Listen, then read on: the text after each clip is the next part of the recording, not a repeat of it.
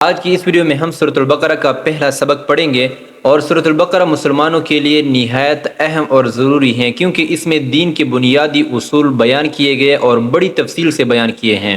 سورۃ البقرہ قرآن مجید کی سب سے بڑی سورت ہے اور ترتیب کے لحاظ سے قرآن مجید کی دوسری سورت ہے۔ سورۃ البقرہ مدنی سورت ہے، یعنی ہجرت کے بعد مدینہ منورہ میں نازل ہوئی ہے۔ اور سورۃ البقرہ کا نام بقرہ کیوں رکھا گیا ہے؟ بقرہ عربی زبان میں گائے کے لیے بھی استعمال ہوتا ہے اور بیل کے لیے بھی، یعنی نر اور مادہ دونوں کے لیے استعمال ہوتا ہے۔ چونکہ اس سورت میں بنی اسرائیل کا ایک واقعہ موجود ہے گائے کے متعلق، تو اس وجہ سے اس سورت کا نام سورۃ البقرہ رکھا گیا۔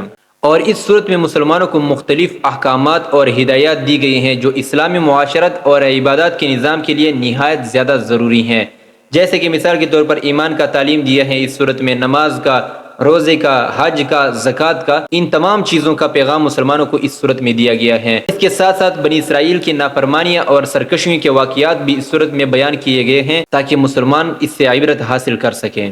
اور آج کے سبق میں ہم یہ بیان کریں گے کہ قرآن مجید کن لوگوں کے لیے ہدایت ہے۔ تو شروع کرتے ہیں۔ اعوذ باللہ من الشیطان الرجیم، میں پناہ حاصل کرتا ہوں اللہ تعالیٰ کی شیطان مردود سے۔ بسم اللہ الرحمن الرحیم، شروع اللہ کے نام کے ساتھ جو بڑا مہربان نہایت رحم والا ہے۔ الف لام میم، الف لام میم یہ حروف مقطعات میں سے ہے۔ 29 سورتوں کے شروع میں الف لام میم، الف لام را ہا میم حروف مقطعات آئے ہیں، اور اس کا معنی بیان نہیں کیا گیا ہے۔ یہ اللہ اور اس کے رسول صلی اللہ علیہ وسلم کے درمیان ایک راز ہے۔ ذالک الکتاب لا ریب فیہ، ذالک الکتاب یہ کتاب ہے، لا ریب فیہ اس میں کوئی شک نہیں ہے، یہ شک و شبہات سے پاک کتاب ہے۔ کفار مکہ قرآن مجید کے لیے طرح طرح کے الفاظات استعمال کرتے تھے، تو ان کے جواب کے لیے یہ آیا ہے کہ اس کتاب میں کوئی شک و شبہات نہیں ہے۔ تمہارے ذہنوں میں شک و شبہات ہو سکتے ہیں، لیکن قرآن مجید صاف اور پاک کتاب ہے۔ اور آج کل موجودہ دور میں بھی بہت سارے لوگ قرآن مجید میں غلطیاں ڈھونڈنے پھرتے ہیں، تو ان کو بھی یہ جواب کافی ہے کہ اس میں کوئی شک و شبہات نہیں، اس میں کوئی غلطی وغیرہ نہیں ہے، یہ بڑا پاک اور صاف کتاب ہے۔ اگلے حصے میں فرمایا ہے کہ ھدی للمتقین، ہدایت ہے پرہیزگاروں کے لیے۔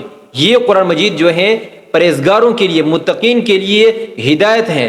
اس سے صرف اور صرف متقین پرہیزگار لوگ اس سے ہدایت حاصل کر سکتے ہیں۔ اب پرہیزگار اور متقین لوگ کون ہیں؟ اللہ تعالیٰ نے ان کی 6 صفات بیان کیے ہیں۔ جس شخص میں بھی یہ 6 صفات ہوں گے، وہ اس کتاب سے، وہ اس قرآن سے ہدایت حاصل کر سکتا ہے۔ ان میں سے پہلے نمبر پر ہیں الذین یؤمنون بالغیب، وہ لوگ جو ایمان لاتے ہیں غیب پر، بن دیکھے ایمان لاتے ہیں۔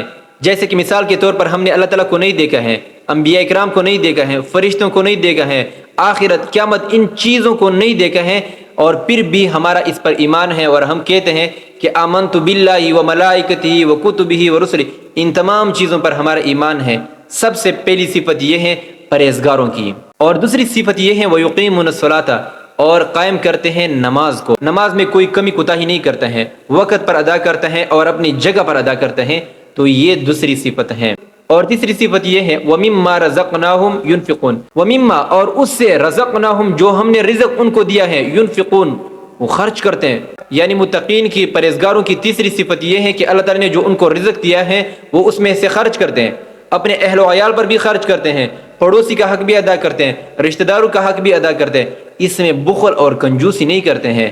لیکن امام رازی رحمۃ اللہ علیہ نے اس کا بڑا بہترین تفسیر کیا ہے کہ اس سے صرف اور صرف پیسہ مراد نہیں ہے، مال اس سے مراد نہیں ہے، اس سے ہر وہ نعمت مراد ہے جو اللہ تعالیٰ نے آپ کو دیا ہے، اللہ تعالیٰ نے آپ کو علم دیا ہے، اس میں کنجوسی مت کرو، دوسرے لوگوں تک پہنچاؤ۔ اللہ تعالیٰ نے آپ کو قوت دیا ہے، بدنی طاقت دیا ہے، اس میں کمزوروں کی مدد کرو، کمزوروں کی حفاظت کرو۔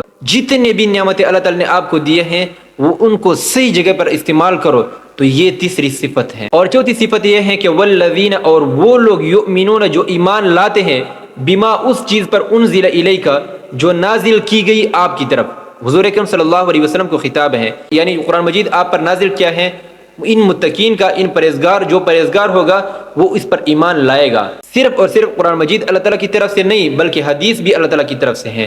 حدیث اور قرآن میں فرق کیا ہے؟ قرآن کیا ہے؟ قرآن وہ ہے جو لوح محفوظ سے الفاظ نازل کیے گئے حضور اکرم صلی اللہ علیہ وسلم۔ حدیث کا مفہوم بھی اللہ تعالیٰ کی طرف سے ہے، چونکہ ان کو حضور اکرم صلی اللہ علیہ وسلم نے اپنی زبان میں اس کو تعمیر کیا۔ تو چونکہ جیسے قرآن پاک کا انکار کرنے والا کافر ہے، اس طرح مجموعی حدیث کا انکار کرنے والا شخص بھی کافر ہے۔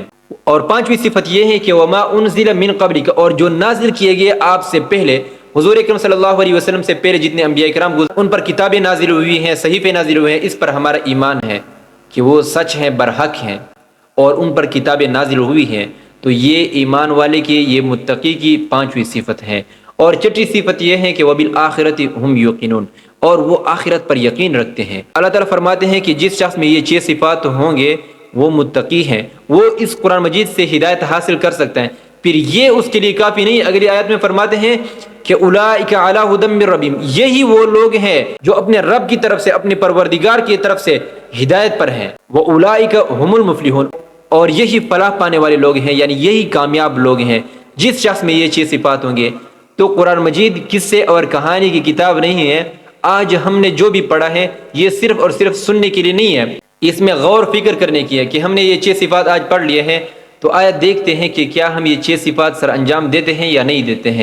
سب سے پہلے نمبر پر ہے کہ ہم غیب پر تو ایمان رکھتے ہیں، اللہ تعالیٰ پر ہمارا ایمان ہے، انبیاء کرام پر، کتب پر، فرشتوں پر، آخرت پر۔ کیا ہم نماز پڑھتے ہیں یا نہیں پڑھتے ہیں، نماز قائم کرتے ہیں یا نہیں کرتے، نماز کا جو حق ہے وہ ہم ادا کرتے ہیں یا نہیں کرتے، دوسروں کے جو حقوق ہیں اس کو پورا کرتے ہیں یا نہیں کرتے ہیں۔ کامیاب لوگ یہی ہیں جس میں یہ 6 صفات ہوں گے۔ اللہ تعالیٰ مجھے بھی اور آپ کو بھی اس پر عمل کرنے کی توفیق عطا فرمائے۔